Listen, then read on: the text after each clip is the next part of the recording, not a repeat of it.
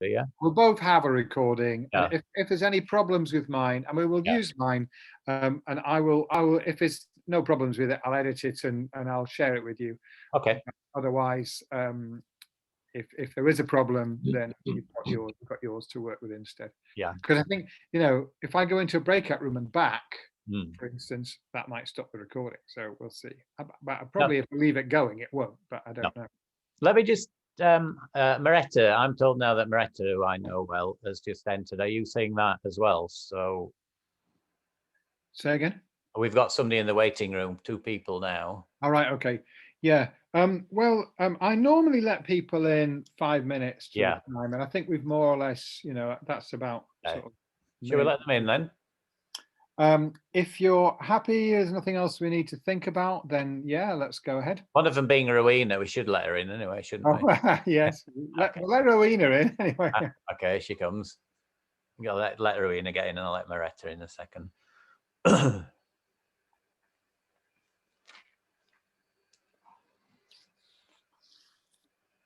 Hi, Rowena.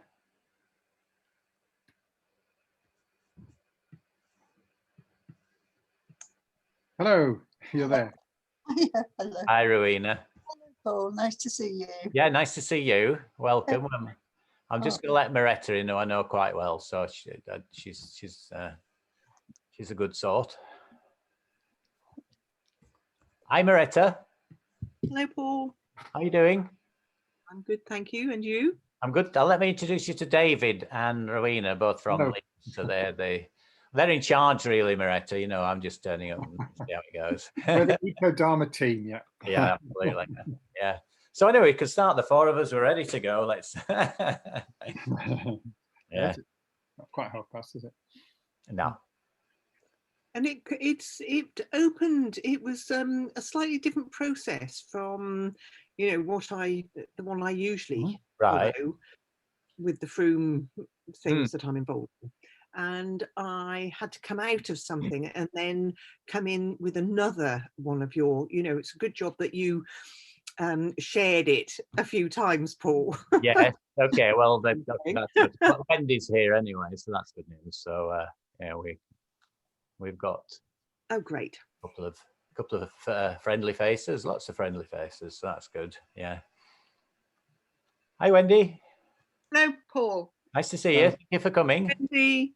This is Rowena and David from Jamyang at Leeds. I don't know if you know them. You may know them through other Jamyang connections. I don't know. Does that? No. Faces become familiar after a while. Yeah, well, they do, don't they? Yeah. Anna said she's coming, Paul. She'll be on her way in, I expect. Who's coming? Anna. Anna Chloe. Oh, lovely. Good. Always good to see Anna. She does very well, doesn't she, considering struggles she has? She's amazing, yeah. Yeah. She comes regularly to my kind of Monday morning thing that I do a half an hour meditation. She's been a bit unwell this week. She's feeling a bit better because she was very keen to come. Yeah, that's really good. Yeah. So,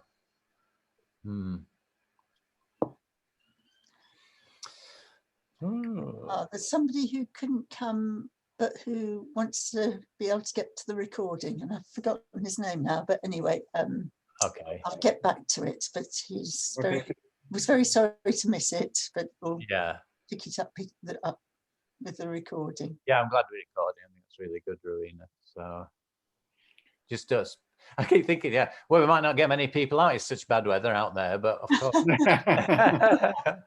We might get loads of people in, we're going to say that it could be the other way around, but you can't really make that excuse anymore, can you? So, although it might be a bit, somebody I don't know coming in now, so.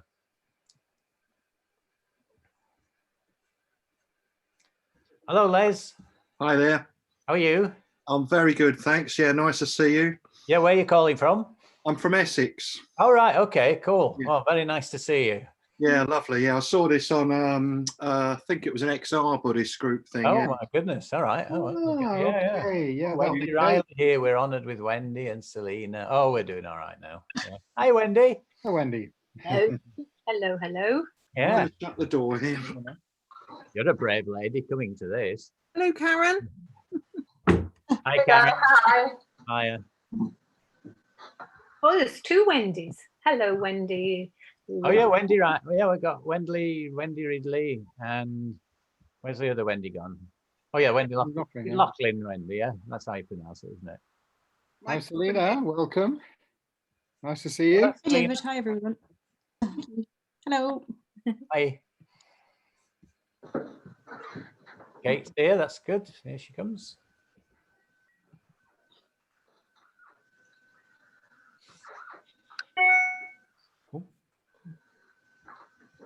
You know what is that noise? I keep hearing it on Zoom and I don't know what it is. I think it's just people ringing the doorbell. So I get it. I get these notifications that flit across my screen, no matter what program I'm in, telling me I've received another email, or I've had a this, or I've had a that, and I don't know how to stop the sound. Yeah, you probably. I wonder if anyone here does. I bet they don't. Oh yeah, Kate. Hey, hello. Oh, Kate. hello, Kate. Welcome. I had the same problem. Well, yes, when I was doing meditations with people online, and it was pinging up. You can go into the settings of that particular. It depends on which thing it is, but you have to go in the settings for that particular one, and you can disable the sound for the settings. So if it was a WhatsApp message or a Telegram message, right, you have to click on your settings in that particular app. Oh, I see. For that particular program. Okay. So that's a kind of directional answer without giving you on a plate. I'm kind of pointing you. You'll have to go and do it. But I don't think I dare try it now. So I'm afraid. Sorry, if I'm unmuted, you may get those, and I apologise in advance because I'd be scared to lose out. The other way is gaffer tape. Yeah. Hey, Suzanne. How are you doing? Nice to see you. I'm good. I thought your name rang a bell. It was forwarded to me in a WhatsApp group. I'm thinking, hang on, that name rings a bell. And it was exactly like my memory had actually worked for once. Yes, yeah, brilliant. It's great to see you anyway. Yes. Where are you calling from? Where are you living now? Well, I'm in Bristol. Well, right. I'm normally based in Bristol, but I'm actually at my mum's in Kent, but I'm coming back to Bristol on Friday. Yeah, so I'm actually in Kent at the moment. Yeah. Very nice. Oh, it's good to see you. Somebody else coming. So, okay. Well, we've got the dozen anyway, so we're all right. So. Was that your quorum? That's what I was hoping would be, like a nice number to. Hello, Colin. Welcome. Very nice. Well, thank you. Hi, Colin. Nice to meet you. Can I make an apology early on in this? I'm not very well, actually, guys. It's okay. I'm surprised to see you, actually. So, yeah, my husband tested positive a few days ago for COVID, and I thought, oh well, I'll be okay. But I've been in bed all day. I've been absolutely blinding headache all night, chills and fevers and stuff. So I'm waiting for the results of my test, but yeah, so my family were a bit cross, and they said, well, you can't be going on a Zoom. And I said, well, I've been in bed all day and I really want to go on Zoom, but I might leave halfway through. Well, it's lovely to see you. But I did want to come, so just apologies. It's not. We are recording, which you asked, so that you can hear the rest. And if you could wear a mask whilst you're on Zoom, we'd all be most. Yeah. You would have our mind. Yeah, sorry to hear you're not well. It's doing the rounds, isn't it? It's particularly prevalent in Lancashire. Yeah. It's really, But you're so young, dear. How on earth have you managed to catch it? Oh, I think this is the second time as well. I had it early on. Yeah, well, you're proving the immunity point they're making. They're not if you've got it again. So that's evidence-based now. Yeah. Yeah. Sorry, yeah, doesn't sound good.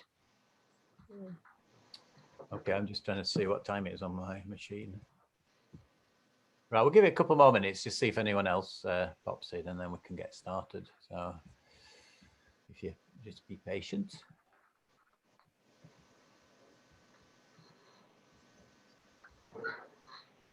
My connection's not very good, Paul, so I'm hoping it'll last. Yeah, it would do your best.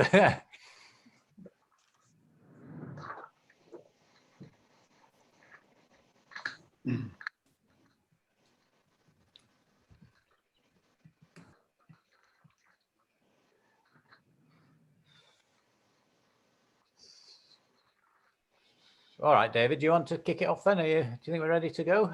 Okay. I'll keep an eye on the waiting room just in case anyone else arrives. Thank you, Paul. Okay. Right. So. Shall I mute everyone whilst you start? Yeah. Probably a good idea. And then you have to unmute me, or I'll unmute myself. Yeah, if you unmute yourself and everybody else. Sorry, I might have just muted you. If you unmute yourself again, that should be good. Okay, great. So welcome everybody. Thank you very much for joining us this evening. So I'm David, as most of you perhaps know me, some of you may not. And it's myself and Rowena, who's with us as well, who are the Ecodharma team at Jameng Buddhist Centre Leeds. So we've been working on this project for about 6 months now, and we are very pleased to have Paul Wielgus with us tonight for another of our bi-monthly Ecodharma workshops. They're probably on the website as monthly talks and discussions.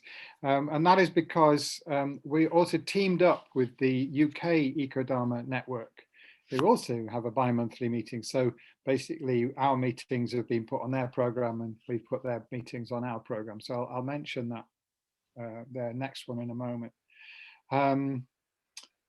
So it's a very, wide-ranging field, lots of different topics to look at, and very vibrant kind of field of inquiry at the moment, and lots of new interest, I think, amongst the Buddhist community. It's something that some people in the Buddhist community, myself included, have been working on for many, many years, but it's clearly something that nobody really can afford to ignore right now.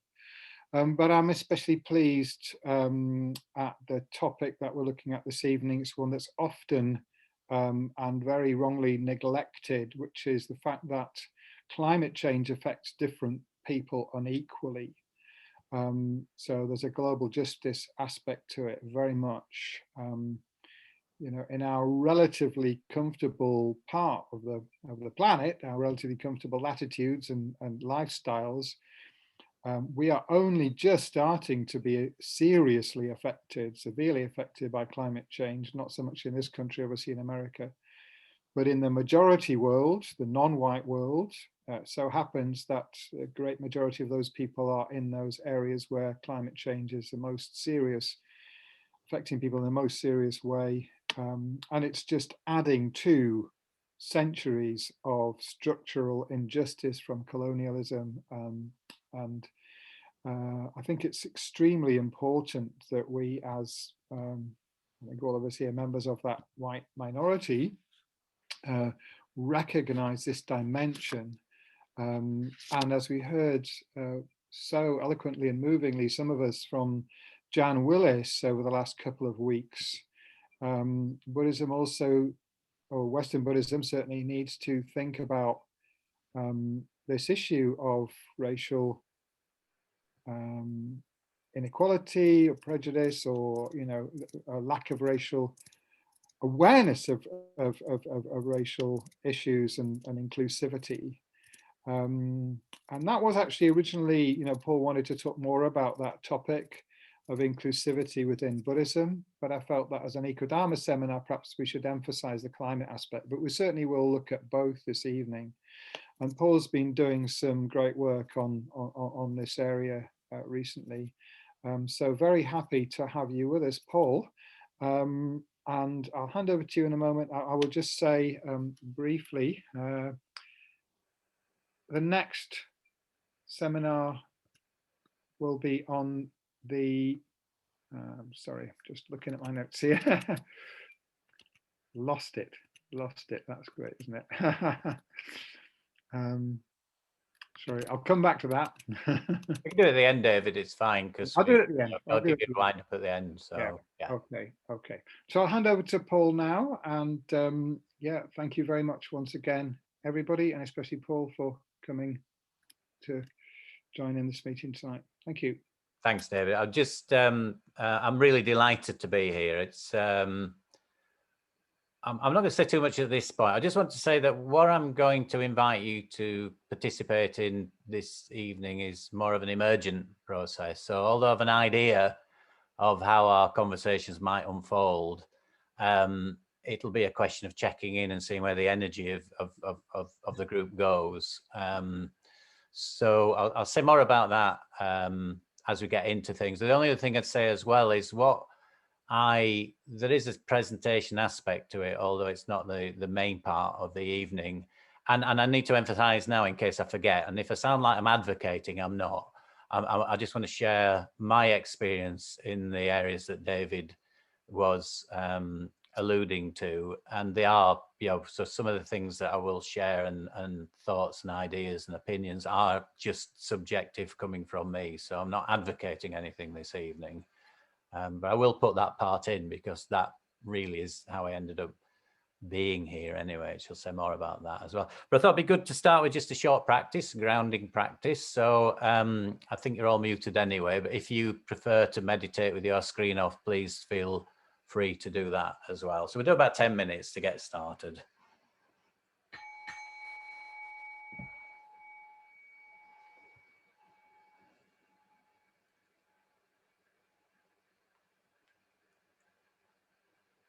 So let's just spend a few moments settling into this virtual space that we're sharing this evening, and also into the physical space wherever you might be at the moment, and just adopting a posture that you're familiar with, that is comfortable for you, and spend a few moments just to arrive.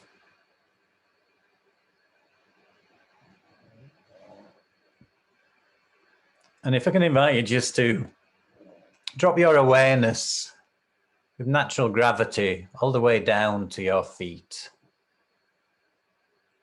So your attention is the pressure and connection of the soles of your feet with the floor of the carpet beneath you.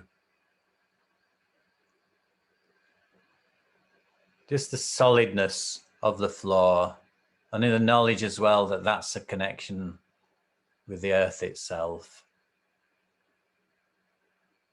So we're grounding ourselves in the present moment,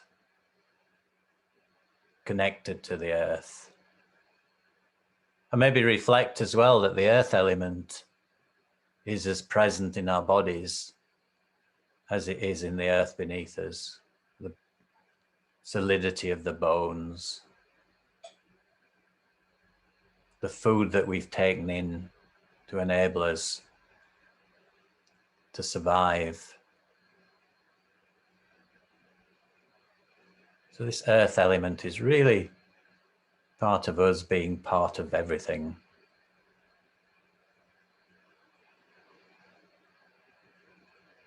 And then just taking your awareness, opening your awareness to the upper part of your body. So lengthening the spine, let your shoulders just soften and fall back, and opening your chest.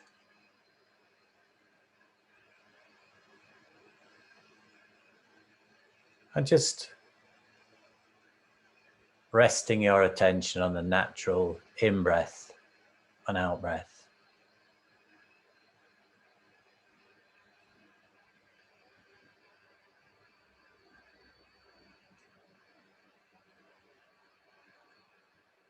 So this process of breathing, this intake of oxygen, expulsion of CO2 is something we're all doing together. It's common to all of us. Sharing the wind element in the form of our breathing, so breathing in, breathing out.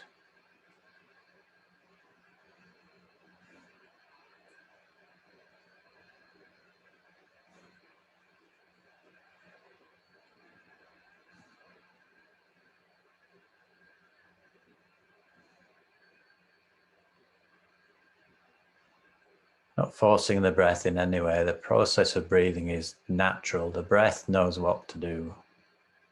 Entering the body, exiting the body.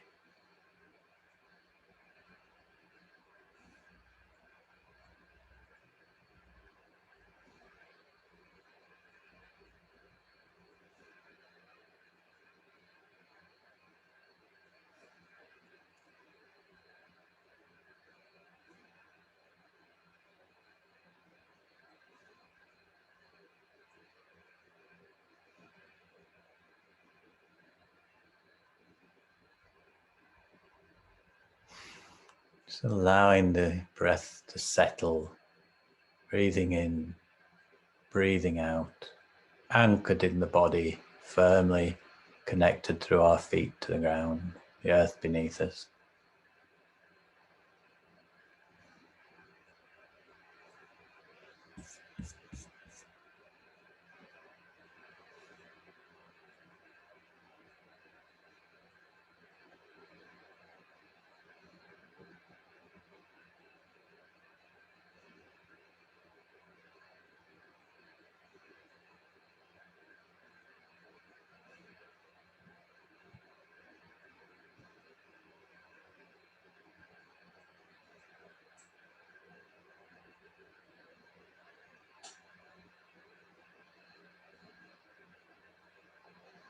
Maybe just reflect on the preciousness of our breath. Sometimes we just take it for granted.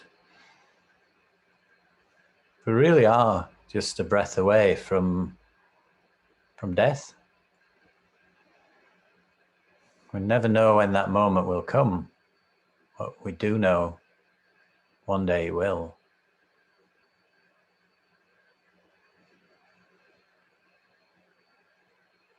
So this life-sustaining force that we all share, that's very precious.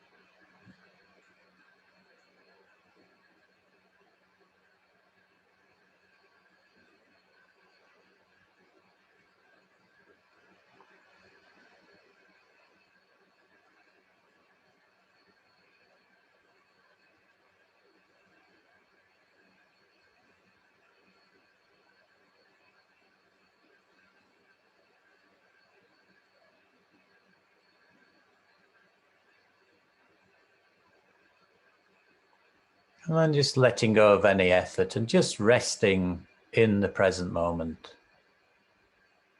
Grounded in present.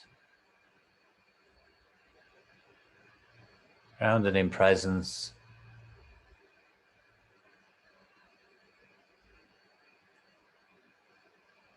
Just open to our experience in this moment. And this moment. And this moment.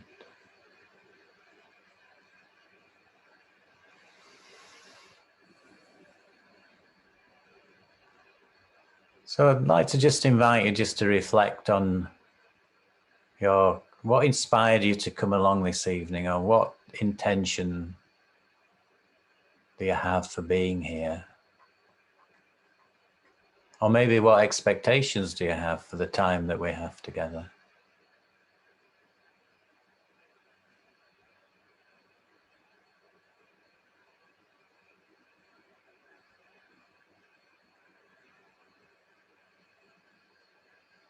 And so what I'm going to do in a few seconds is just put you into 4 breakout rooms, so 3 in each room, and just spend 2 or 3 minutes sharing your intention, making sure you all get a chance to speak. So if you allow for 3 minutes each, that would be fair, and remembering to be mindful of the time you're taking.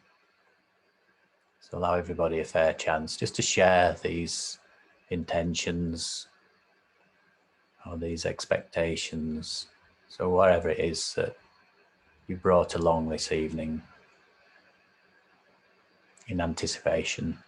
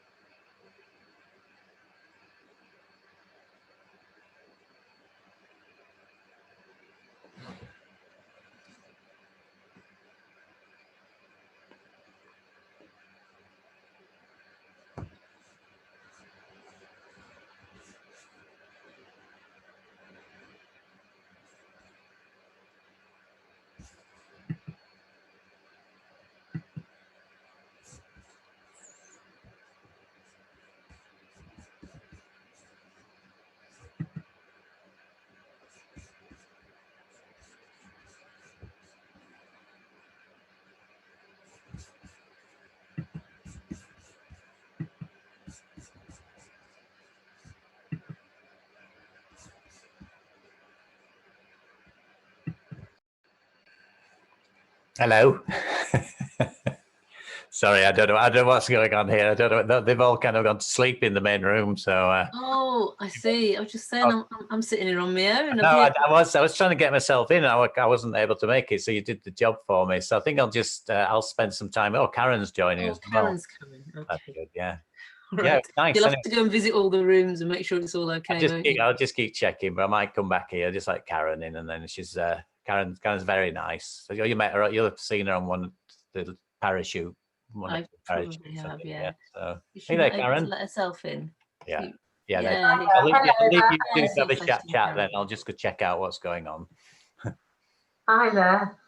Hi. I invited Paul in because I was on my own. Oh, great. We've got Rowena as well. Okay.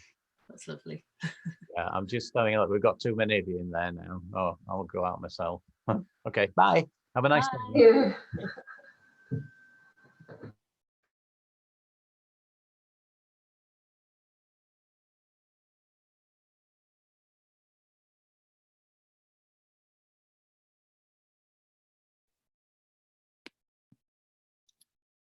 Hi, can someone tell me what's happening? I can't hear you, Paul. Hi, Teresa. Welcome. Hi. How are you? I'm good, thanks. Yeah. Sorry, where are you calling from? Bristol. Bristol. Are you one of the XR people, or are you one of the Buddhist? I'm both. Oh, yeah. Okay. So you'll know. Ratner. I'm not Tree Ratner. You're Tree Ratner. No. No. So you'll know Sophia. Will you one of that? No. Anyway, it doesn't matter. Yeah. So XR Buddhists. Yeah. Are you waiting for them? Pardon? Are you waiting for them? No, but what I'm going to do, Sophia, is everyone's in a meeting room just saying hello, small groups, and basically saying what inspired them to come along. So can I just move you to a room, and you'll be with David and Les?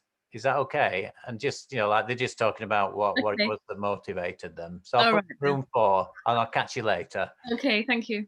Thanks. I'm hoping you're going to get a message asking you to go there.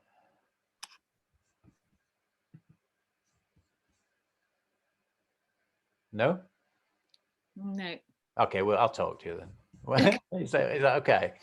Yeah. Yeah. Yeah. So I saw the message on the Bristol XR group, and so I thought I'd come along. Yeah. I mean, I've been doing a lot of Joanna Macy work. Oh, right. Okay. Yeah. I'm, a Thich Nhat Hanh person. Oh, cool. Okay. So, and I've been doing a lot of action. Right. Having a little bit of a rest right now. Were you down in London then? No, Cardiff, did you? No, I coordinated the action for Bristol, the anti-Bristol airport expansion. Oh, very good. Okay, that was a good action. That to do more.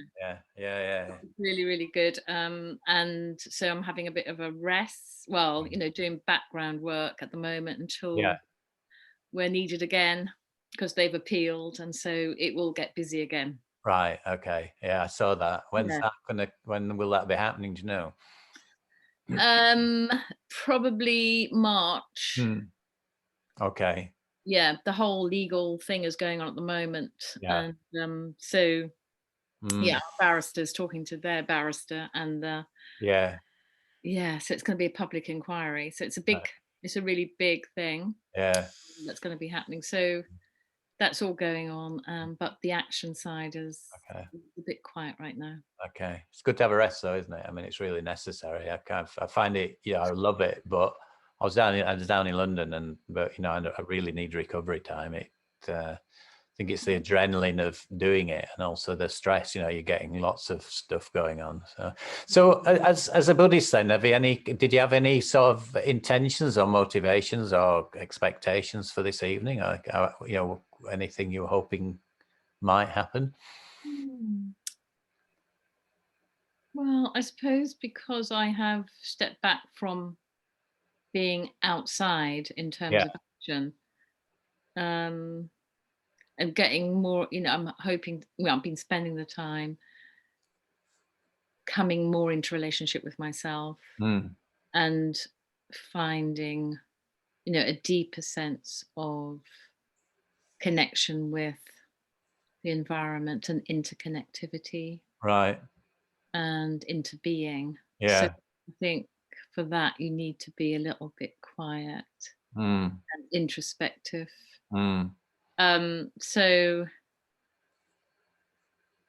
yeah, of course there's a lot.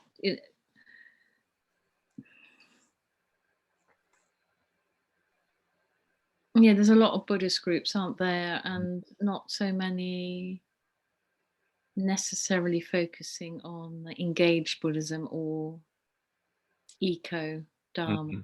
So that's probably why I've come to Okay. No, it's interesting to hear that, because yeah, I think it's becoming, especially with David Lloyd's book and things like that, that there's, you know, there's definitely and Thich Nhat Hanh. I mean, he's been you know, teaching this for years, isn't he? And it's wonderful stuff. And you know, unfortunately about his health, but at the moment, but you know, I'm very inspired by the longevity of his commitment to activism and engaged Buddhism. And I think it gets lost sometimes. I think people don't realize, you know, what a kind of influence he had.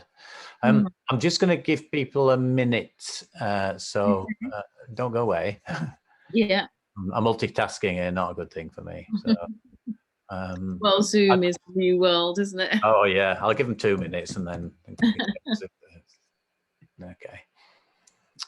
You're right. Let me just keep, and I'm not good at timekeeping, so anything could happen. Right, 8:57. Sorry, 6:57. So how long have you been a Buddhist then? 93, I think. Oh, go! You're 1 year older than me, and I was 94. Me, so yeah. Well, it might have been 94. It was around that time. Yeah. And how do you know Sophia? I don't really know her. Oh, do you? Okay, okay. It's just that I know I think she might be coming in later on tonight. She had something going on, so we may. The Buddhist group in XR, this Buddhist group hasn't been together that long.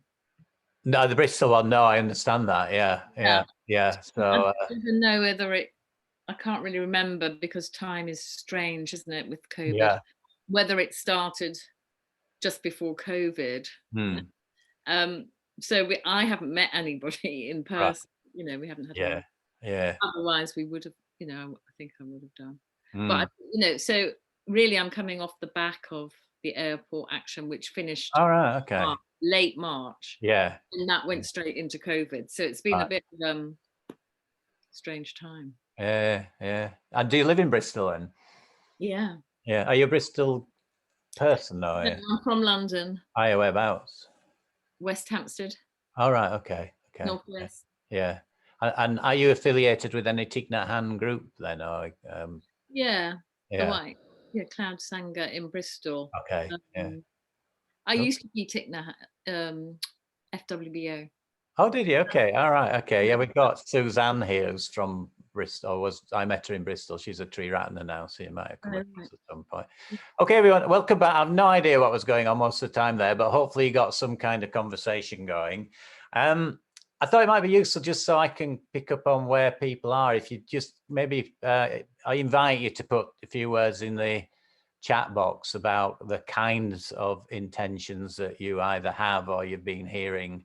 You know, just a top line summary of what you perceive people's motivations are to be here. If you wish, if you just pop that in the chat box.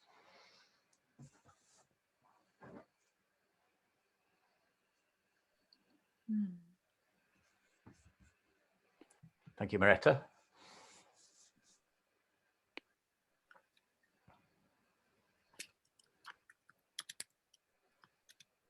And Wendy, Ridley.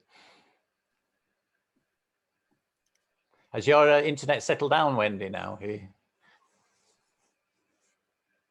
Wendy Ridley, were you having a few internet problems? Sorry. No, it was the other Wendy who was having. Oh, was it? Oh, sorry, I didn't realise. Are you okay then, Wendy? Lachlan, are you? It's not very good. No. So I'm coming and going. So if I disappear, I apologise. But well, if you disappear, please come back. I mean, it's fine. You know, just best you can. Okay. Yeah, neglection of global justice. Go more deeply. I hope that's what we'll be able to do. Sharing hope, indeed. Yes. got to stay open to possibility, and keep hope is still important if we can actually turn that into agency, I think. Yeah, I'm with you, Ruina, so I'm going to make a big confession soon when we go into the next session. It's a topic I feel I need to and have been getting more deeply involved in, which is why I embrace the opportunity to come along and learn from other people actually this evening. Yes, the things about lifestyle again. Okay, gather with others, Tarisha, which we managed to meet each other. It's very nice, thank you. Okay, so I'm going to move on. I'm going to actually just go on to screen share and show a few slides to give you a flavour for how I'd like us to work together for the evening. So I just put some PowerPoint up, so hopefully you can see that okay. Yeah, thumbs up for anybody. See the screen? Yeah. Right, so one thing I've put here, this scruffy bit of paper in the background was actually a flip chart that was in the Butterfield tent in July 2019, and it was when I was participating in work that reconnects, which had a significant impact on me, which I'll say more about later. But I quite liked the group agreement, so I thought, just loosely offer this evening. Confidentiality, you will see we're recording, but we won't record anything that's said in breakout rooms. So I hope that's okay. Particularly as a number of people have expressed an interest to be here this evening, but can't make it. And then just some common sort of relationship values of respecting each other. Listening attentively, just so important when we are actually with each other. And listening will be a theme that keeps popping up, I think, throughout the time we have here. And obviously part of that is not interrupting. One of the things I liked in the Joanna Macy work was this idea of looking after your own needs. So Zoom isn't easy to work with. So please participate the best you can. But if you're feeling you're getting a little bit discombobulated, take some time out, turn your screen off, go for a little walk in the rain. But if you need a comfort break or anything, so don't feel obliged to be in the space all the time. Just look after your own needs. One of the things that I hope won't be as relevant here, but in the Joanna Macy space, there is, the grief sharing part. People do sometimes get, express their emotions very visibly, and this idea that it's not a call to be rescued, really, that sometimes it's really important to be with our emotions. I just thought I'd mention that as an important part of it. But in all cases, when you are present, to be present, even if you're not contributing, vocally, verbally, it's really important to be listening and be present. So I thought I'd share those. Sophia's here, I'll just let her in. She said she would be a little bit late. Okay, and so this is something as a kind of guideline for me in all the workshops I've done in different kind of capacities, and this very well-known quote from Suzuki, who said, "In the beginner's mind, there are many possibilities. In the expert's mind, there are few." And I'm kind of making, my reason to run this workshop in the way I want to is I am not an expert on global justice. I'm definitely on a really big learning curve, and some of that I'm going to share with you. But I think the way this process works is the expertise in the room can be shared. So for me to step out of the way with my limited expertise and allow everyone voices here in the conversations that we'll be having, and in alignment with that, the kind of process I found very useful in work I've done in the past is this idea of coming up with the questions, the powerful questions. Because the better the question, the more meaningful the conversations will be that we have. And so I'm sure some of you come across this process and may be familiar with that quotation from Albert Einstein, if you might want to read.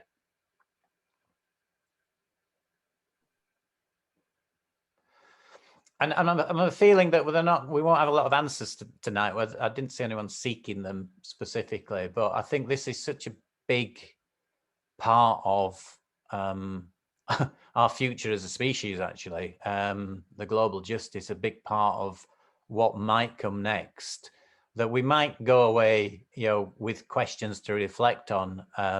We might go away with more questions, powerful questions, as opposed to lots of answers this evening.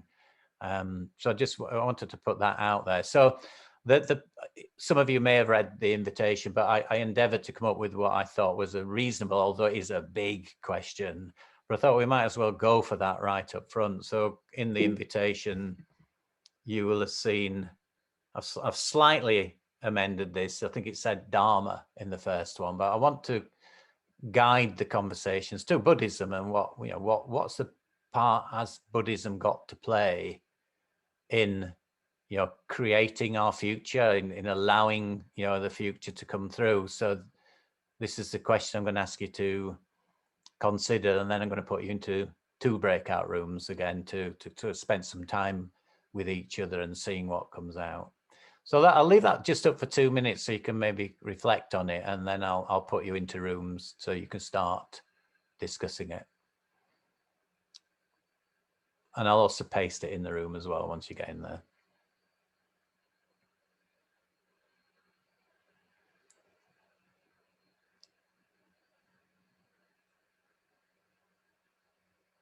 And I'm guessing there'll be questions about the question. What do we mean?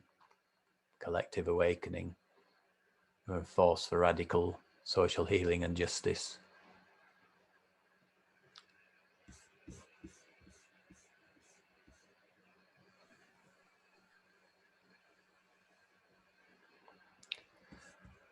So we've got 12 participants now. So I think I'll put you into 3 rooms actually, and just check that we've got sufficient people in those rooms. And I'm thinking of allowing that to go for 15 minutes. So no, I'm going to let it go for. I'm going to let it go for 16 minutes. So allow yourselves round about 3 minutes space and a little bit of time for silence if you need it. So that would mean I'll be inviting you back at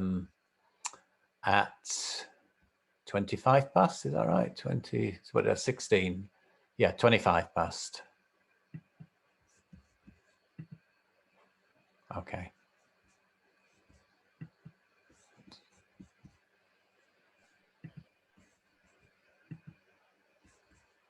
Are you going to put the question in a message? Yeah, in the, I'll put it in once you've got the. I'm just going to open the rooms now, and then I'll put the question in. Thanks, David.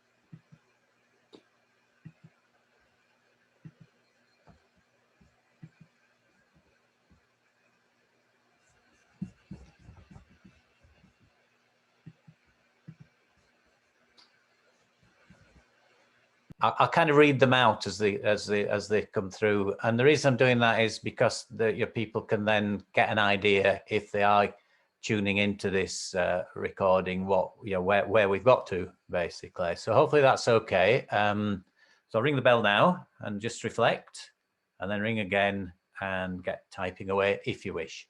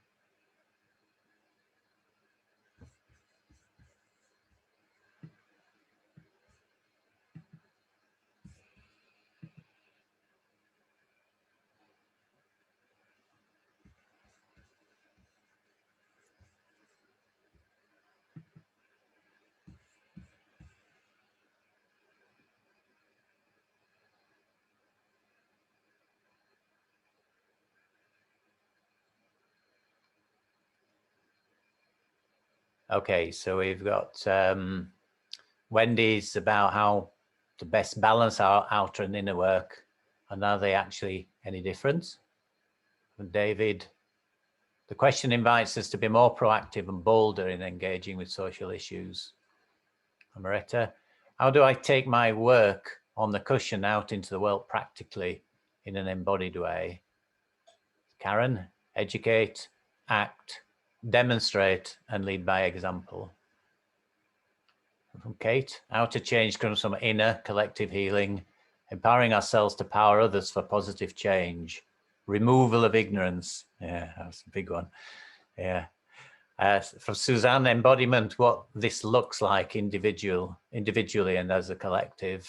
And Les, how to balance urgency and patience. From Rowena, deepening commitment to responding to social injustice. From Tarisha, how do we begin to be with each other? How do we take the time to get to know each other when speed is the cultural norm?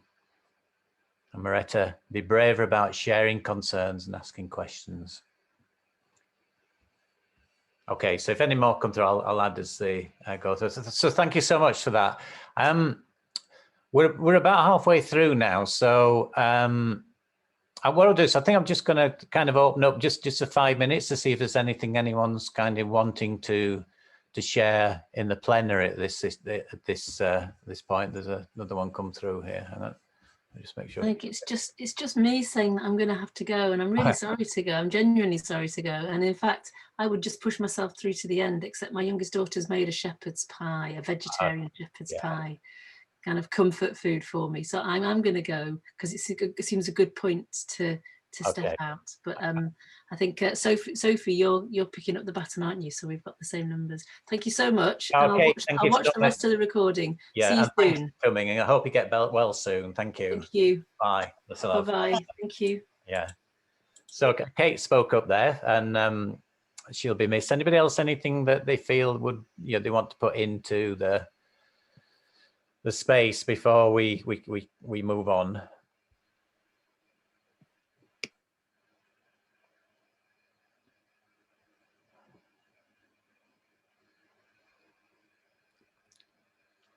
Good. I'm going to take that as everyone's very happy so far. So where are we going to go from here?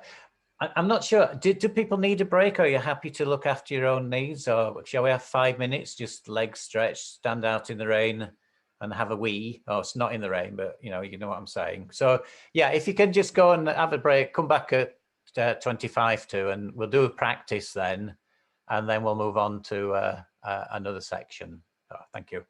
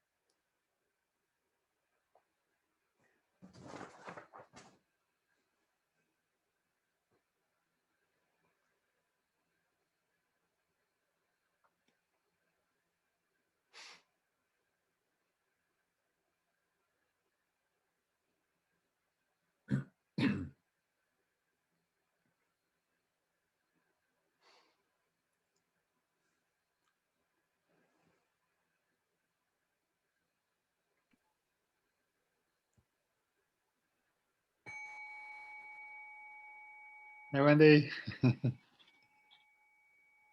Hey. Very good of you guys to be doing this. Thank you. It's lovely to see you, Wendy. I haven't seen you for so long. It's great to see you. Glad you could make it. Yeah. I didn't know they had broadband up there in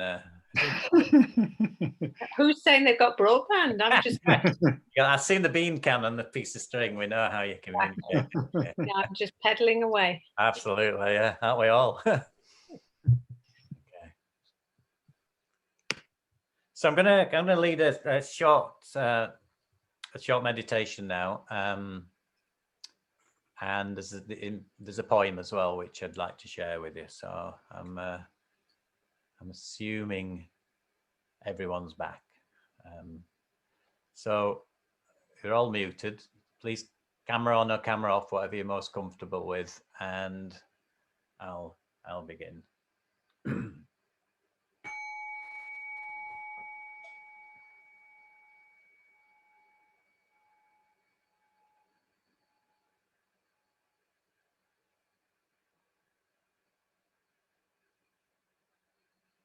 So again, just allow yourself to settle back on the breath.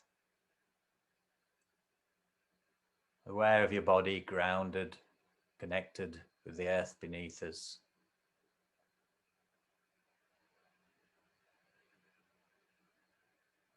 Relaxed and alert. Bringing our attention to the natural in-breath and out-breath.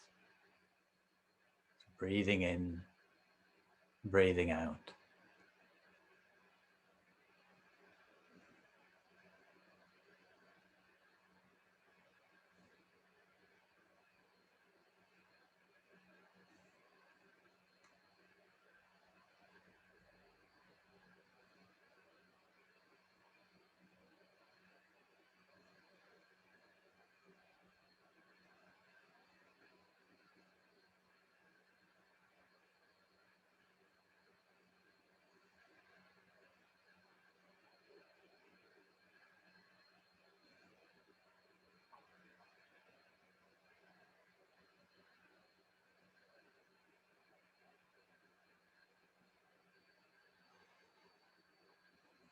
Again, just appreciating preciousness of every single breath that we breathe.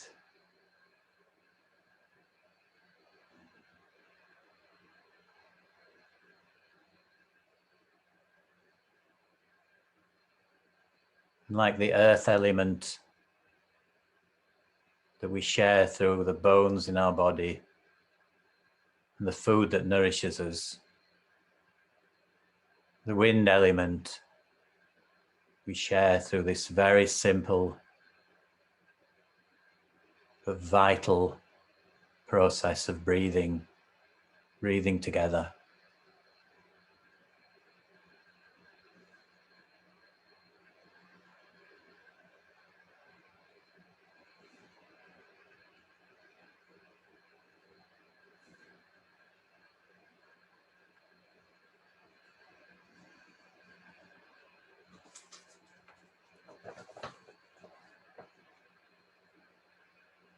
Can't breathe, said George Floyd, the knee of 400 years of racism on his neck.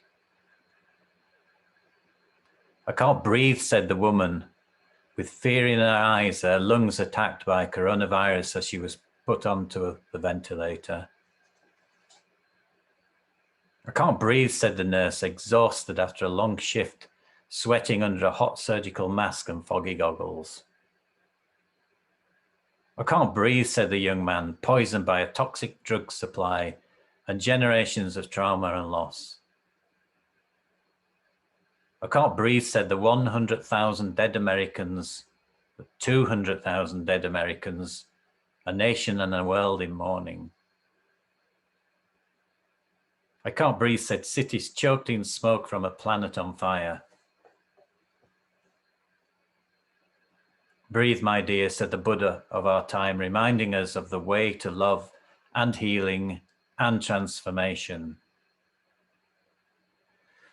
Breathe, my dear, said the beloved community, grieving and waking up together. Breathe, my dear, said Mother Earth, and let my oceans, mountains, and forests embrace you. Right now, when it seems so hard to breathe, right now, just breathe.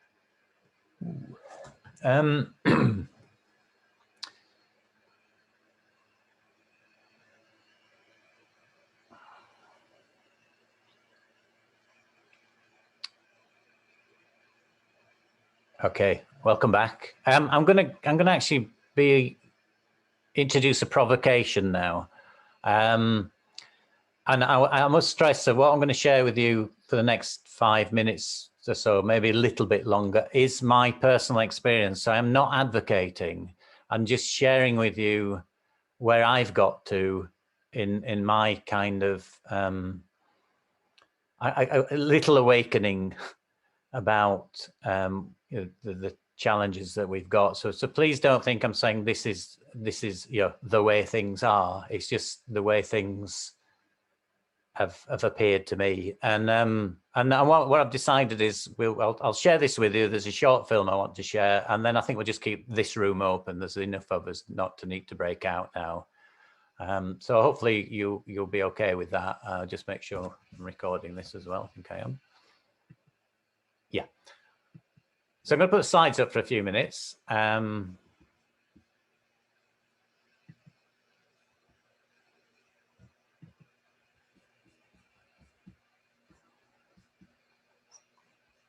Sorry, so much on here. Not on there.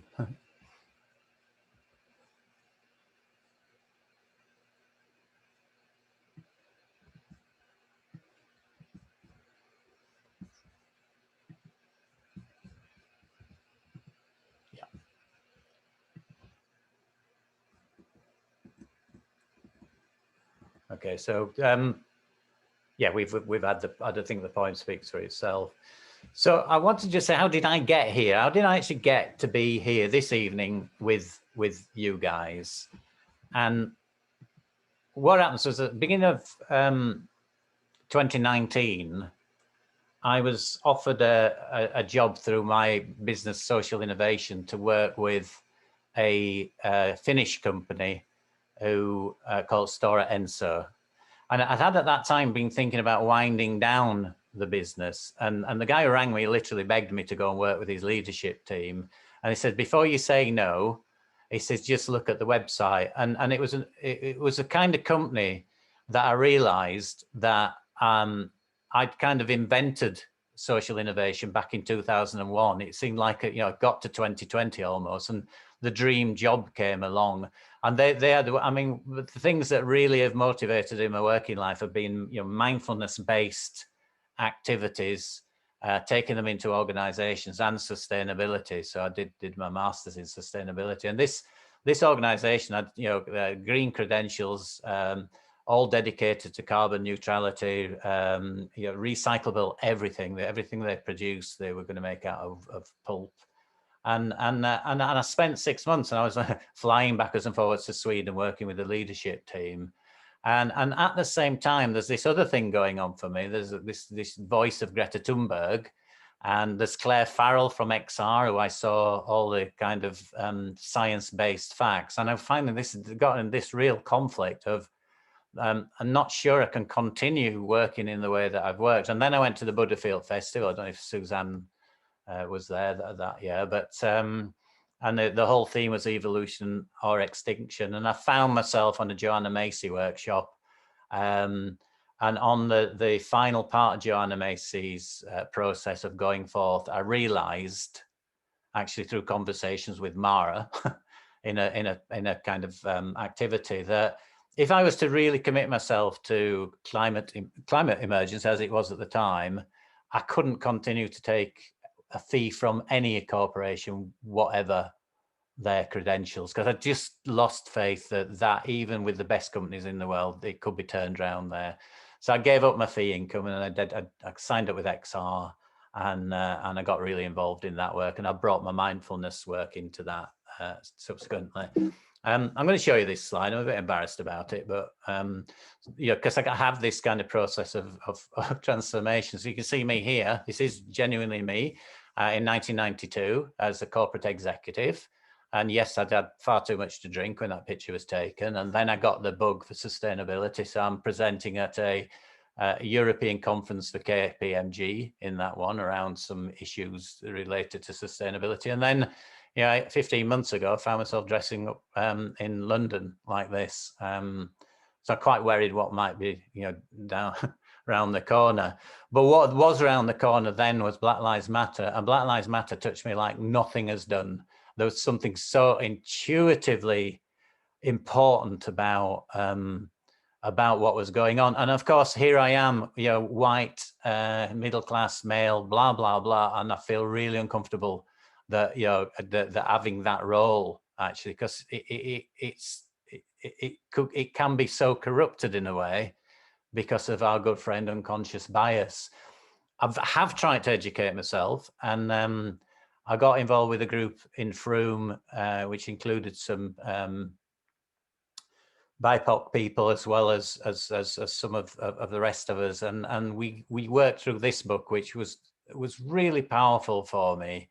This was, I don't know if any of you are aware, I guess some of you are, but it was Leila Saad originally used this methodology on Instagram.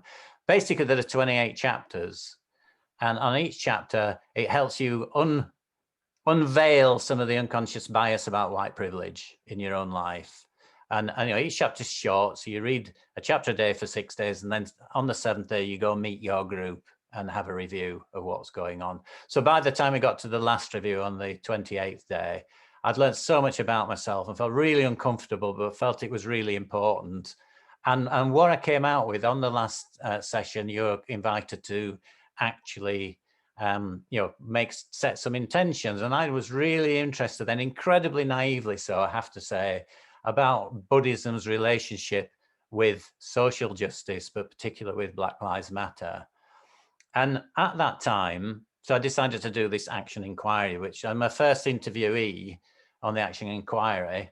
And I've been through all sorts of hoops about, do I reveal who this person is? And I decided not to, because it seemed like I was still committing some white privileged, white centered kind of behavior. So the person is quite a famous actress who lives in New York, who I used to be friends with. She came from Sheffield, and she was part of my original Buddhist group, and she was having a big battle with a current kind of Buddhist group who'd proclaimed on a Facebook page that there is no white supremacy in this group, and she was just appalled by it.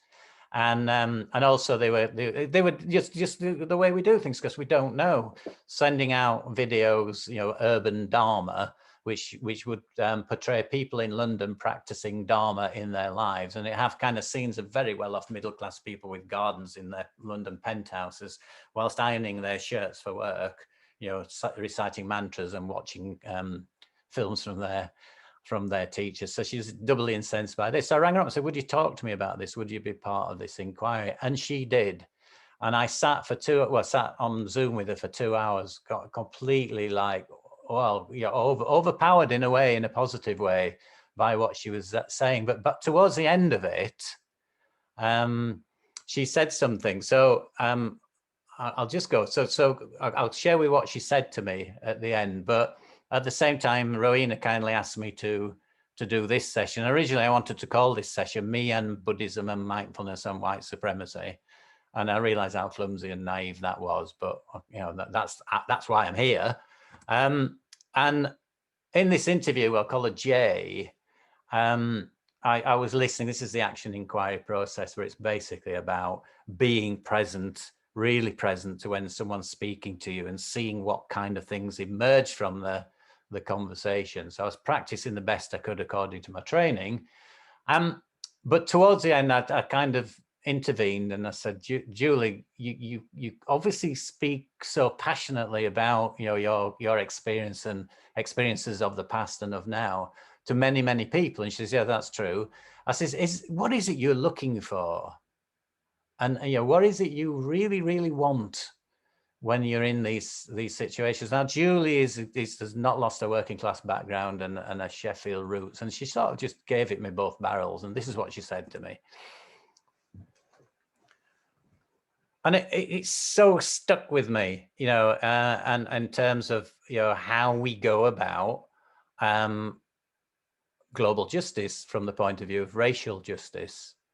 And this importance of really understanding. And I think Kate said something earlier on about ignorance, and I'm gonna come back to that, because I think actually that is absolutely at the heart of our challenge. So hopefully I can remember to do that when we're in the conversations. After that, there's a further unfolding. So Ecodharma in Leeds have got an absolutely wonderful resource base. And I started digging into it, and I genuinely, if you've not really looked at what David and Rowena made available, it's fantastic. So whatever you want to know about Ecodharma, the resources are there. And one of the bits of resource that I came across was a deep adaptation Jim Bendell workshop that a good friend of mine, Andy Wistrick, ran with Rowena and David. And in that workshop, Andy mentioned this young lady here, which some of you may know her. Her name is, she's got the best name in the world, Elsie Luna, and she's 11 years old, and she set up XR Kids, and it was very successful.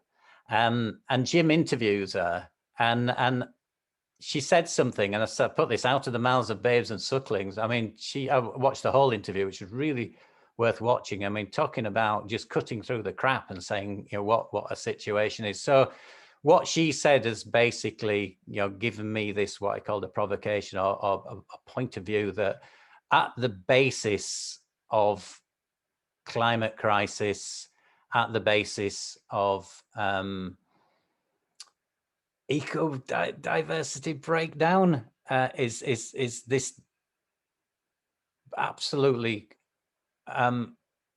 this overwhelming challenge of social justice issues. So I want to just play 5 minutes of what she said, and then we can get into a discussion for the rest of the session. I need to cue it up, so hopefully I can find it at the right place. And I'll let Jim do his summary of what she says as well. That's the mum. She never says anything until the end, and it's worth hearing as well. But will you let me in? And then the dad said, nope, you can't come in. Will you take someone else to me to speak to? Despite such activism in the past, but also this new wave of activism, including young people, famously young people, what do you think we should focus on? Well, what do you think what are the lessons that you've learned and you think people should pay attention to about how we should go about trying to create change now? Yeah, so not too long ago, after the October Rebellion, which was held by Extinction Rebellion, I left ETSA, and ETSA did an amazing job raising awareness and stuff, but it turned out that they did have some problems. I think it was definitely an amazing learning experience and stuff. So I think definitely what to learn from like all these movements is definitely they've all raised awareness amazingly, and yeah, I think that was just like absolutely amazing, like making people just at least think about these issues. And so one thing which I'm just going to continue using ETSA as an example, one thing which ETSA was doing was they were asking the government to do stuff. And the government has a huge history in not doing stuff. So basically, you know, I personally don't think that it's going to work very well. The government is going to come up with lots of excuses. The government went so far as declaring a climate emergency, and like that's not enough. That's just completely not enough. Which means that I think that the government can only do so much in terms of actually creating some good change.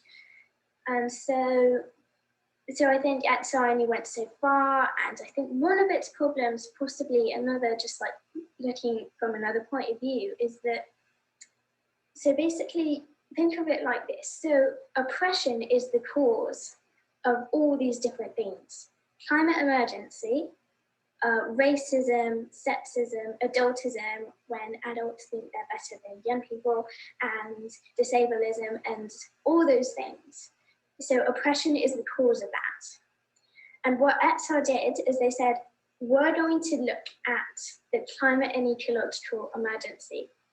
And just to say, as a point of view, why is this one the emergency? That's like a really big question. Like oppression has been oppressing people in so many different ways. And now some white middle class people come out and say, this one is the emergency now. We have to work on this one. So the growing tension started coming about in ETSA of whether it's better we must look at the climate and ecological emergency. This is an emergency, it's going to kill us all. It would be more not to just work on this one. And then there are the other people who say, we must look at the root cause of all these things. So we must look at oppression and look at it carefully. Otherwise, we will get it wrong. And this growing tension turned into like some real problems within the movement and stuff. And then like it started where it seemed like people who went into the movement and often were on the oppressed side, they thought that the movement wasn't right for them, just because it seemed like they were ignoring the fact that oppression had been going on for such a long time. It's really important that we don't ignore that, obviously. And so that's another thing which went wrong. Can I just summarize, just to see if I'm with you on this, Elsie? So I think I'm hearing that you see the degradation, destruction of the environment and rapid climate change. This is really bad in themselves, but a symptom of systems of oppression which involve and exhibit racism, disableism, sexism. So, and colonialism, of course, and that some people talk about patriarchy as being this big sort of bad thing that means that we kind of damage everybody and nature. This is the broader perspective that you have, and so then when you look at environmental activism, you're wanting to see that general and holistic approach, and you felt that on occasion, or maybe more than on occasion, it wasn't understood that way, or it wasn't prioritized, and so so that's fascinating to hear. So from that perspective, given that the people, I mean, I'm white middle class, and most of the people that I talk to through my professional work are white middle class in the West. What's important for us, people like me, 47-year-old man, speaking to a lot of those people, what should we be thinking about? What should we be working on, prioritizing? Who should we be listening to? Okay, so I'm going to put a question up and just ask you maybe to sit with it for a few minutes, and then I think we can open up and just have a conversation in the big room. So I'll put the question up, and then I'll get rid of the screen share when ready to talk to each other and listen.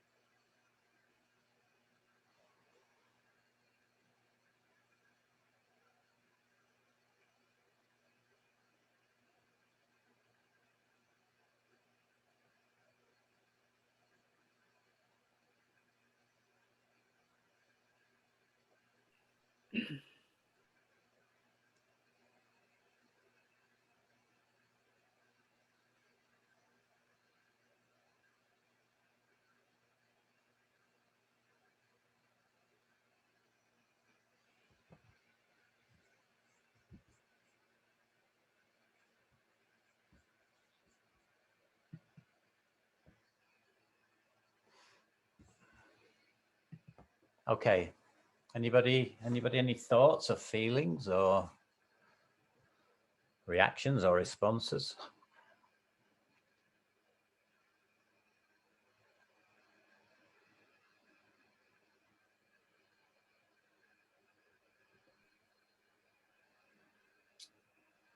Yeah, I mean, I admire her. I think she's wonderful.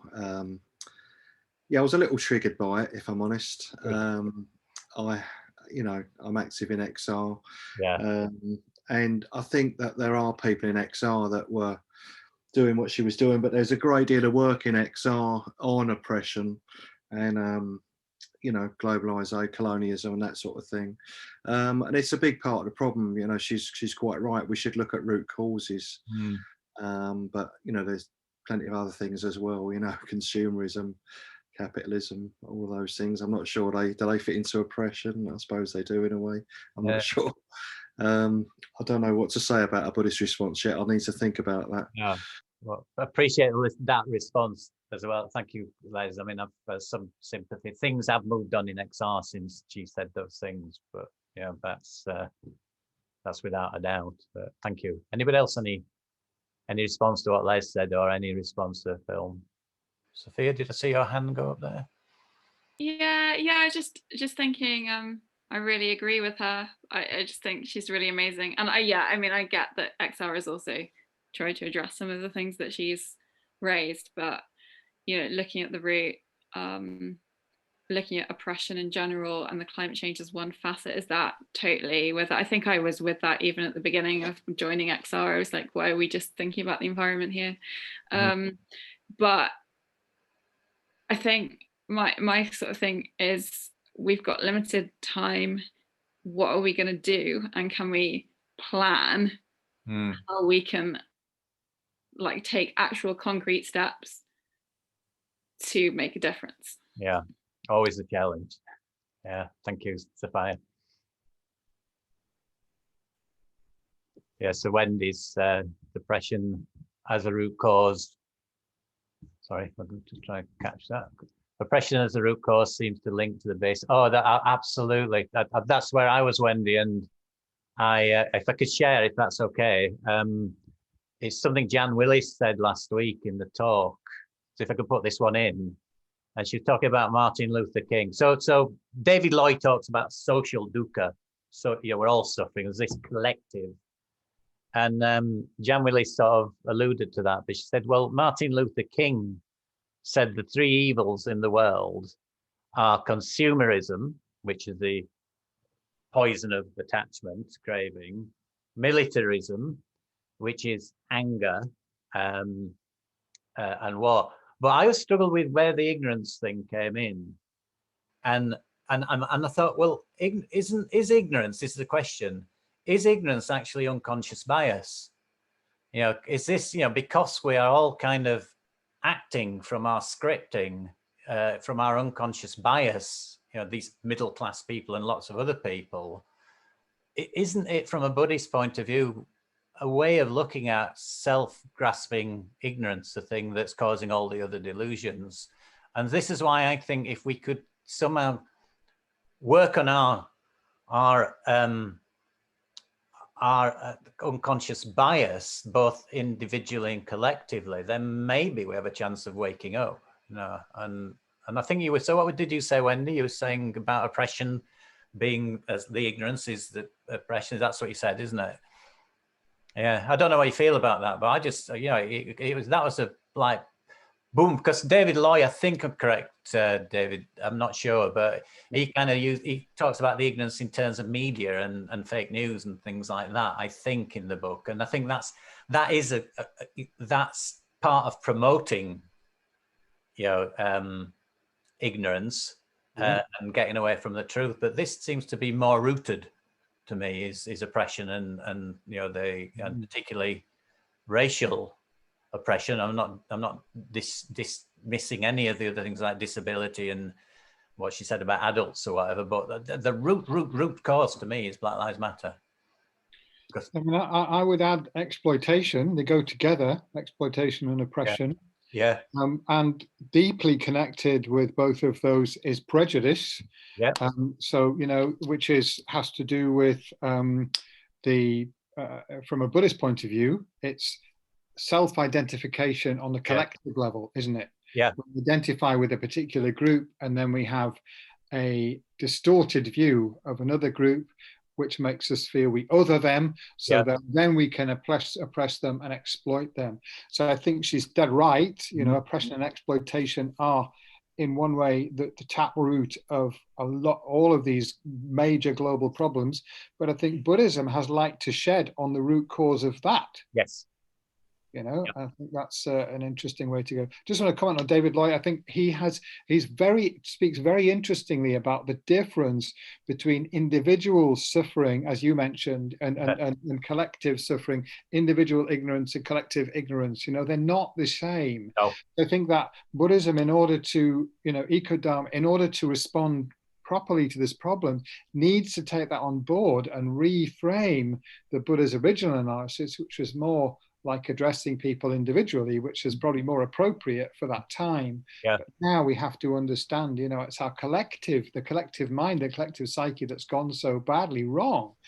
And and so it's not just ignorance, but as you say, media manipulation, which is all motivated by, these kind of forces of exploitation and oppression and division in society.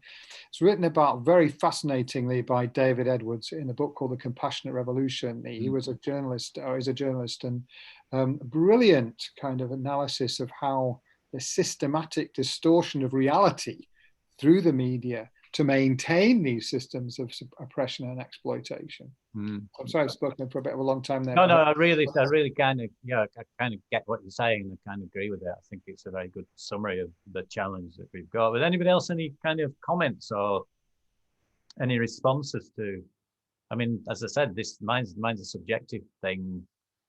You know, what would a Buddhist response look like? What's available to us as Buddhists to help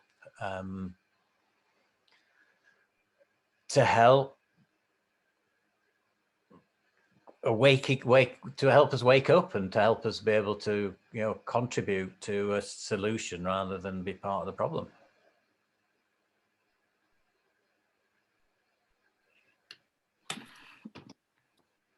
I can try to say something. Thank you, Teresa. Yeah, so I haven't thought this through. There is something about, I mean, I think I put in the chat box something about how do we get to know each other? Yeah. Yeah, you said, how do we begin to be with each other? How do we take the time to get to know each other when speed is the cultural norm? Yeah, and there's something about that. It's like, are we just going to divide each other into different colors? Yeah. Are we going to, you know, there's 142 languages spoken in Bristol. Wow, good grief. Yeah. People go off around the world trying to have different cultural experiences. Yeah. You know, something about our, you know, on our own doorstep. And actually, am I the same as you? Mm. You know, we have the same skin color, but my ancestry is probably very different. Yeah. So when we're talking about exploitation, colonialism, even though we're sharing this room together, we don't really know each other. Mm.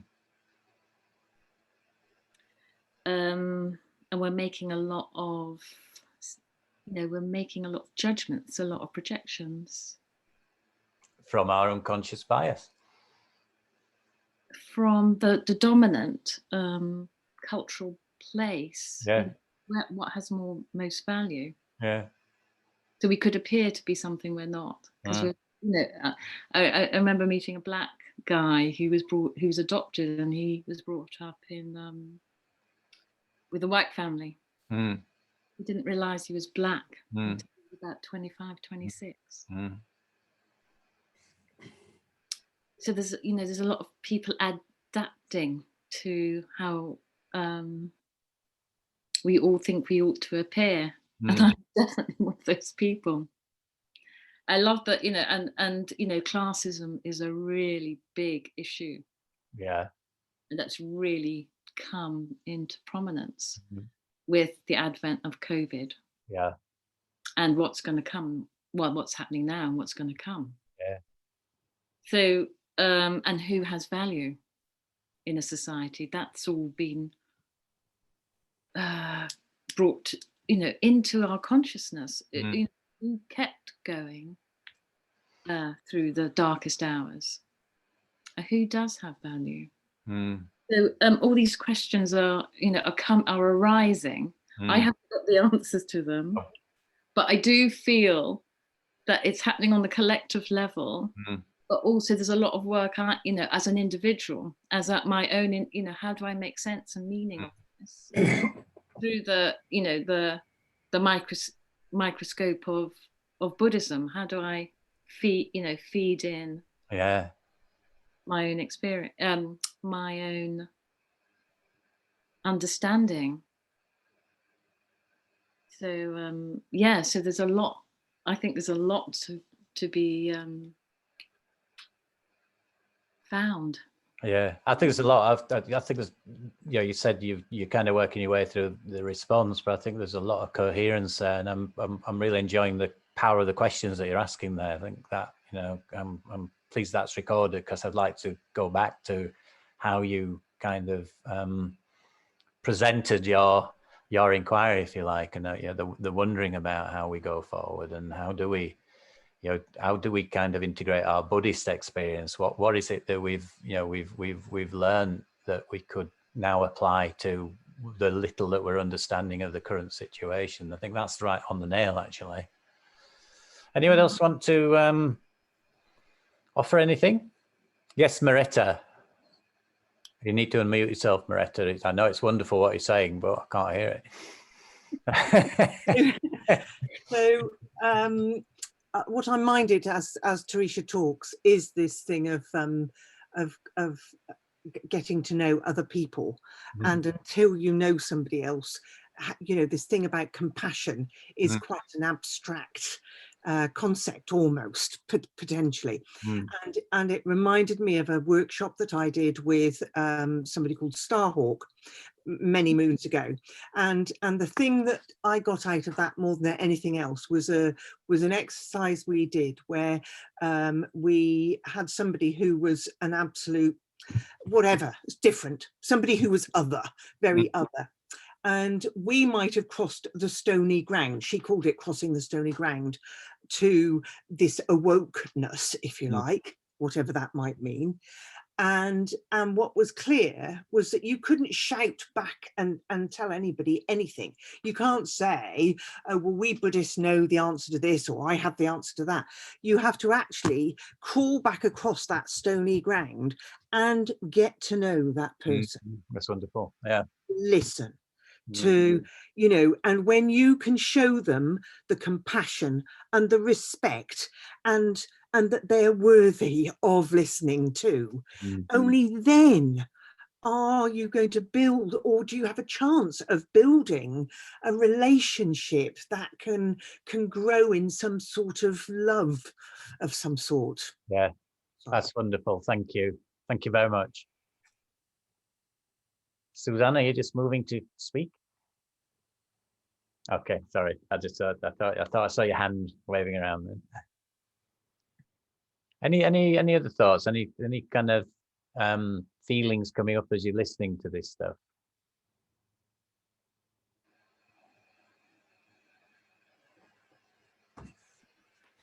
Not a feeling, but an idea. Just prompted by what Teresa said, which I thought was, you know, very thought-provoking indeed. But the observation that 142 languages in Bristol made me think. I mean, it's similar in Leeds, of course. Yeah.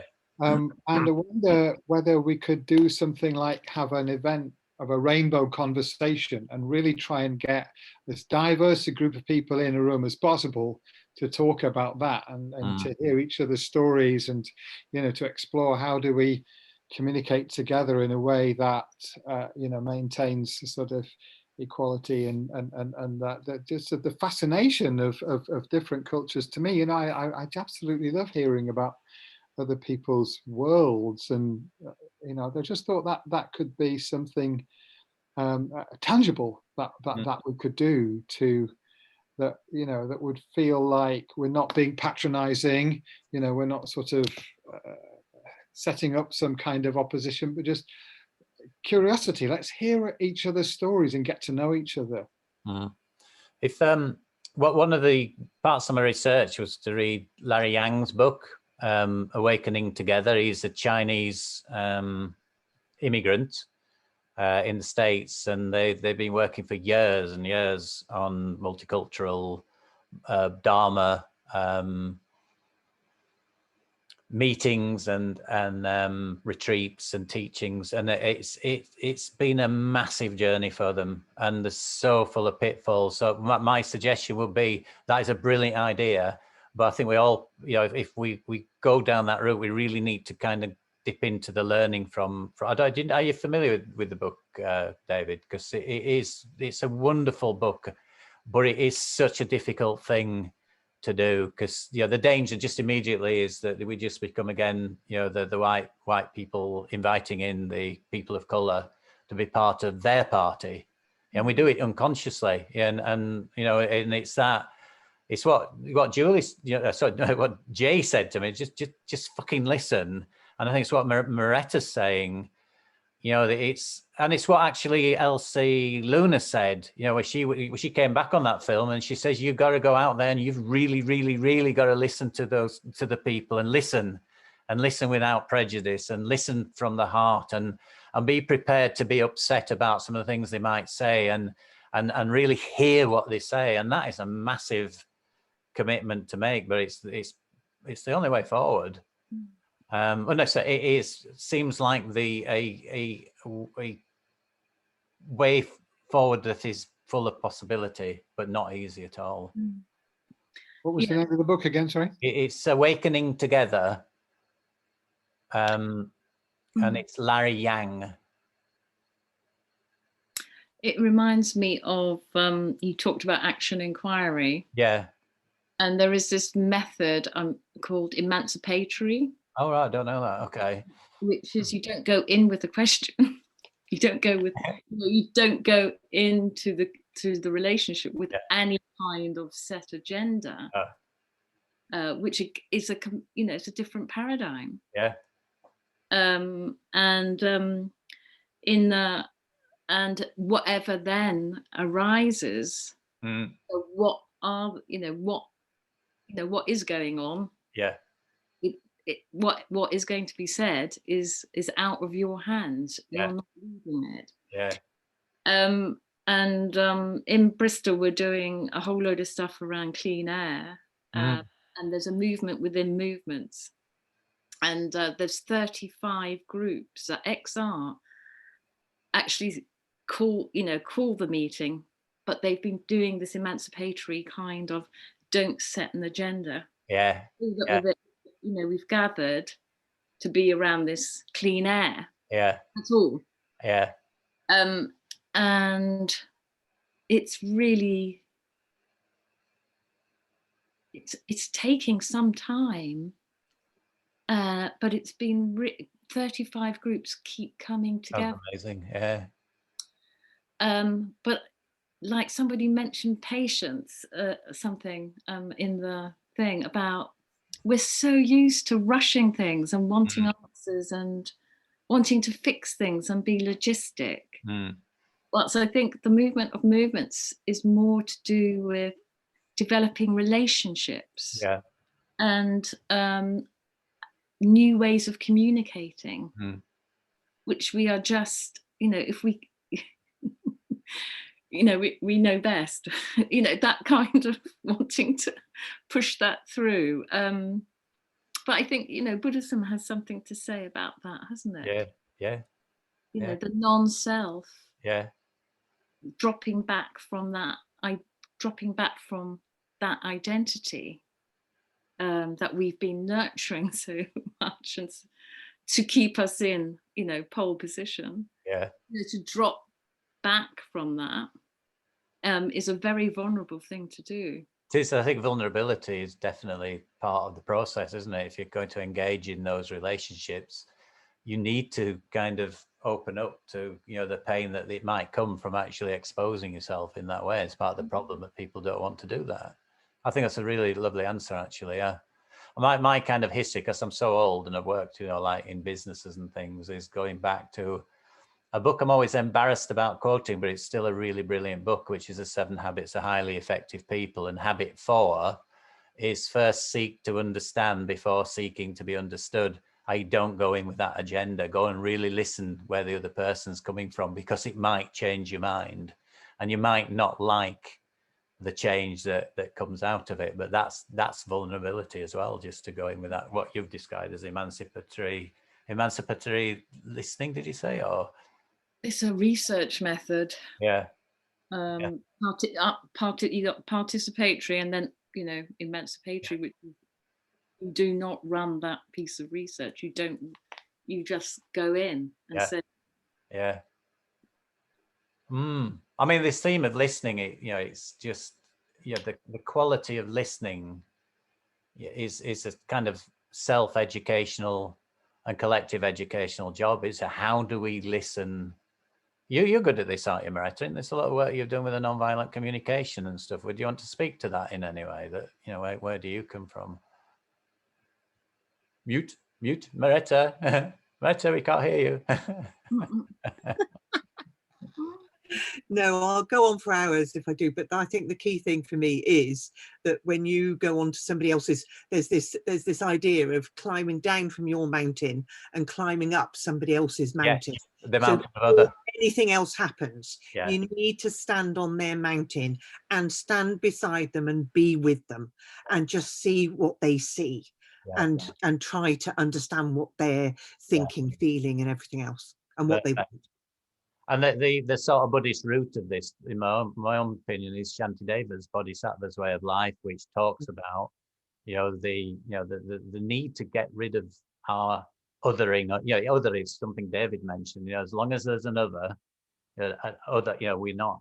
But just what you're saying. As long as we stay on our mountain and don't climb that other mountain, then we're not going to make any kind of mutual progress. I'm just looking at time. I'm going to invite just one last comment maybe, and then just do a very short practice. Well, it's not a practice actually. I'm going to share something I heard this morning on the radio. It seems apt. And then I just invite David maybe just to say a few last words and point people in the resources that might be coming up. Is that okay with you, David? So anyone, any last thing that you would wish to contribute before we start to wind things up?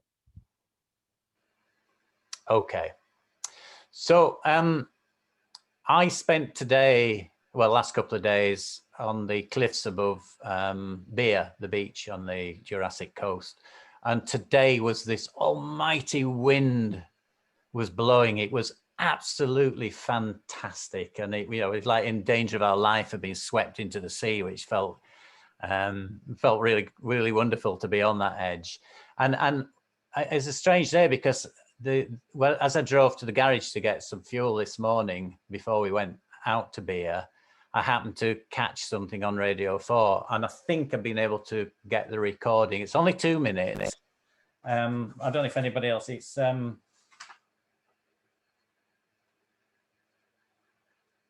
it's Bernadine Evavisto, the one that did Girl, Woman, Other. I think, the black English black woman, the writer.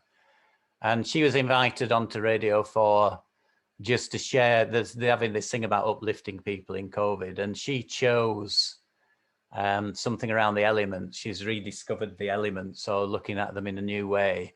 And she'd chosen the wind this morning. And I thought, with us working with breath in this as well, it might be just to sit with what she said for 2 minutes, this lovely piece of prose about the wind and what value it is, and then hand over to David to finish off. Is that okay?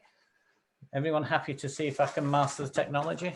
Okay, so if you want to just settle back, so we could do it in a reflective space, if you like.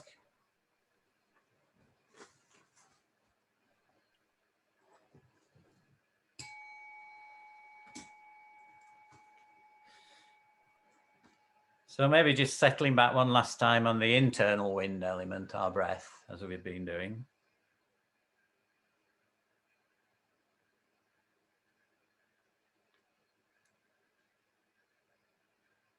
And then just listening to these words about the external wind element.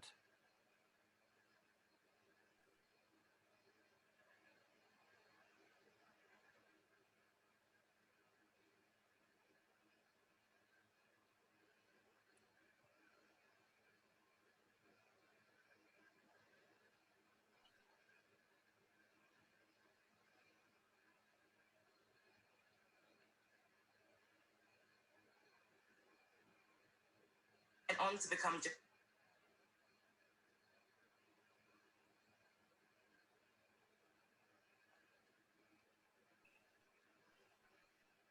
that body was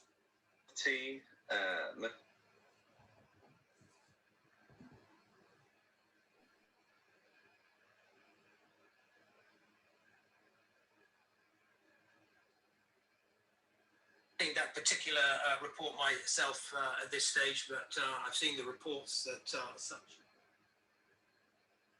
But what I would say is this: we always knew that there would be that. I can't see that in his actions. What would in the team itself? And you on the Formula One World Championship is directly from that set out. Any kind of digital device in the home. Sorry. Thanks to the government support.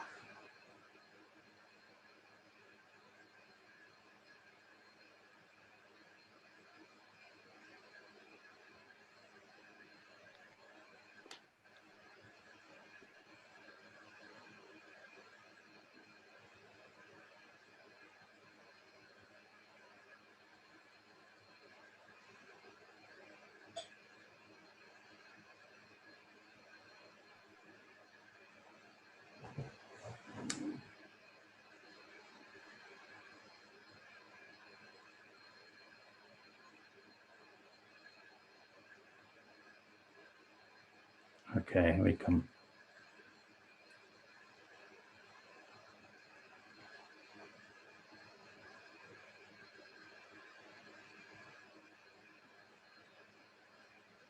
Evidence and information that we are providing them, which I think shows that actually. Bear with patience.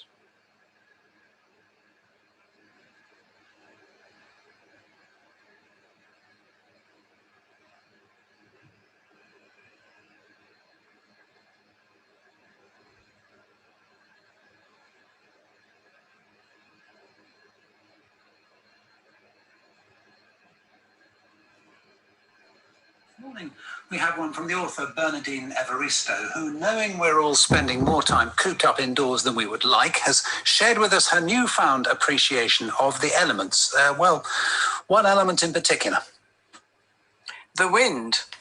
I have to remove myself from the circulation of dead air inside my home, away from the rolling news and the despair and fear all around, and venture out into the windy wilds of the concrete streets, out past the brick and breeze block buildings, into the parks, the riverside walks, the countryside, to enjoy the wind as it rushes energetically towards me, waves of it stroking my face or lashing at it, so that my skin comes alive and I feel myself to be in the presence of something older and greater than my own preoccupations.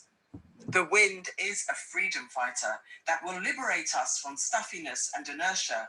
It will cleanse our minds of the chaos and uncertainty as we walk or cycle, sail or run, feeling our bodies shaped by its anarchic choreography whirling around us and its tuneless feral music howling through the trees and bushes, fading away as it dissipates up into the skies.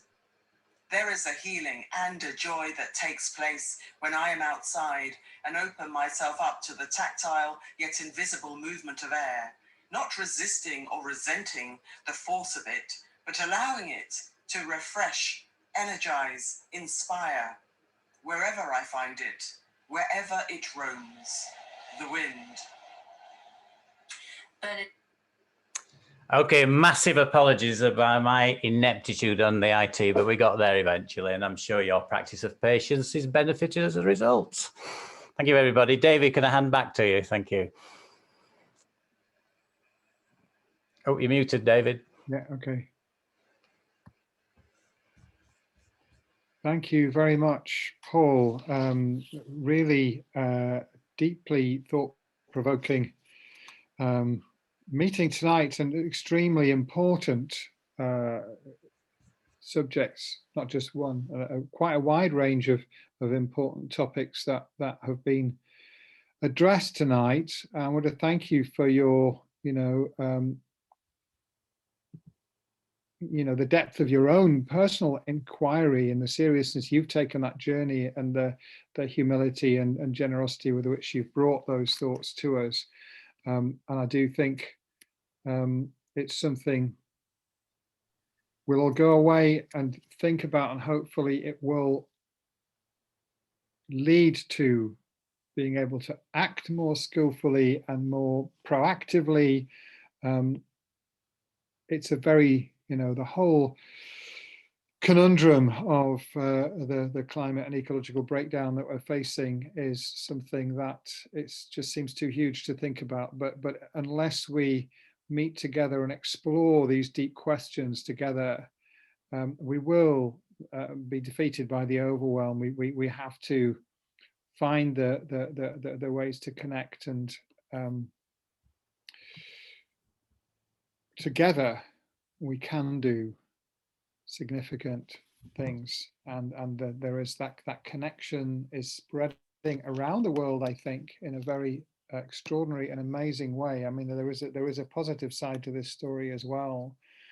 But I think, you brought up one of the most important topics, the separation that is particularly with issues of race, but also, those other categorizations of people, humans, and also our othering of non-humans, which is an equally big issue, our exploitation and oppression of other species and of the planet.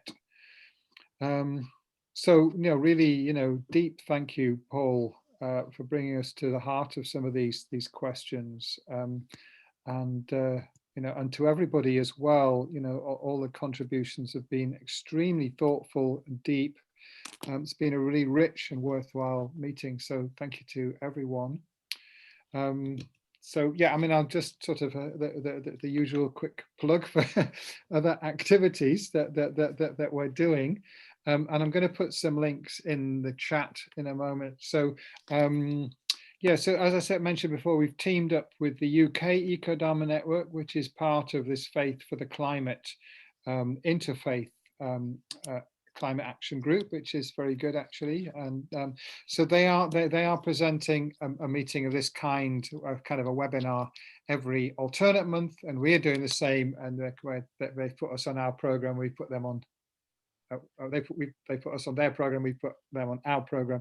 I'm just going to quickly share the screen to show you that one that's coming up.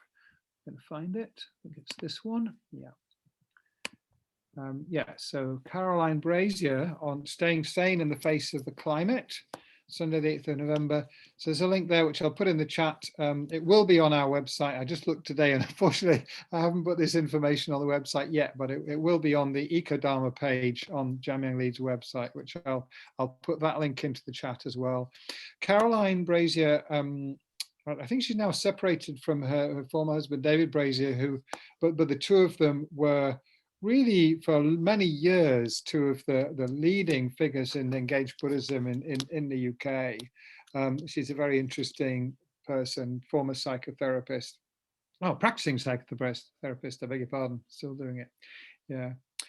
Joe Mishan from XR Buddhism. I don't know Joe, but Paul was speaking highly of him earlier today. So I'm sure this will be a really worthwhile event.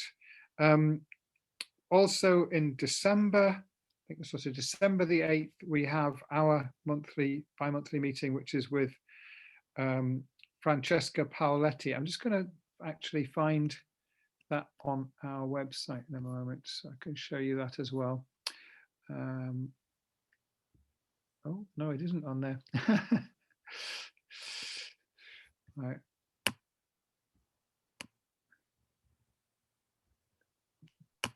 Sorry, yeah. Yeah, my apologies again, because not only my technological mistake there, but I realized that hasn't gone up properly on the website either. Francesca Paoletti is a teacher from FPMT, so that's the organization that Jamyang Leeds is part of. She's also an environmental engineer, and she's will be talking to us about basically how do we deal with overwhelm, how do we overcome that, and that's also going to be a really good event, I think. So I'm going to put a couple of links in the chat now. Just a moment.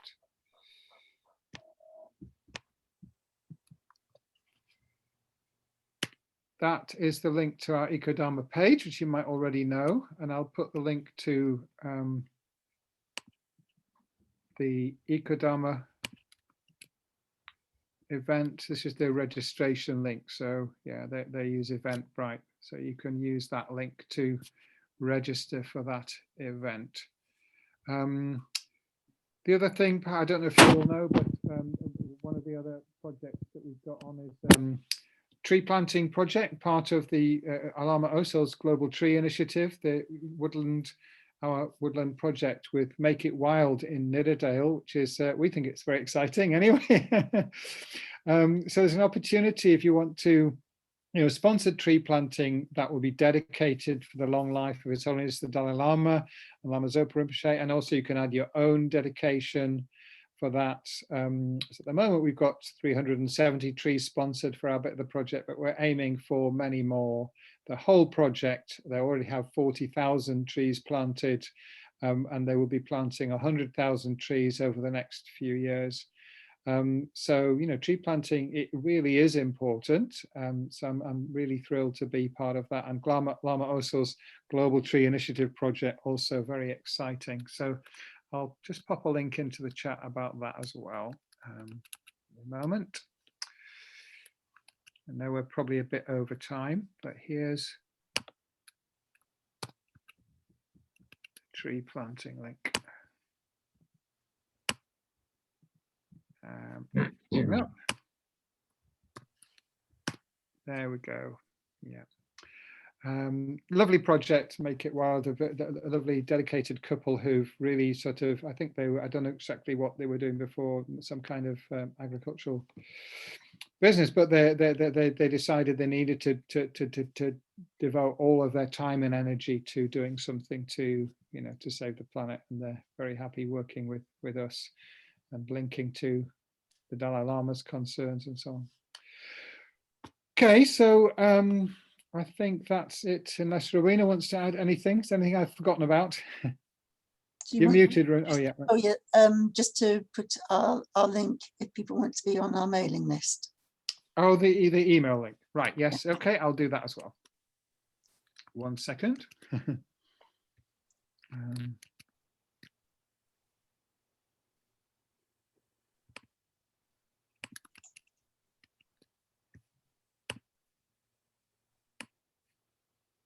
And here we go.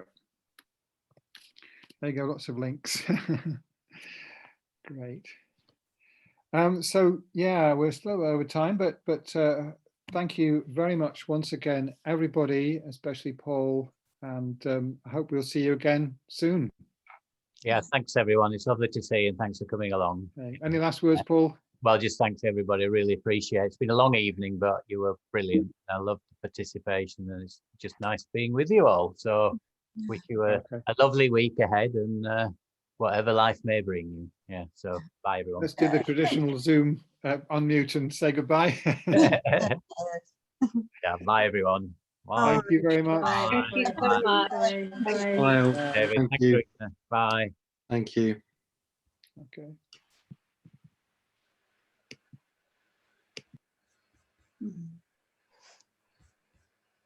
Hello there. Okay. That was lovely. Such a good evening.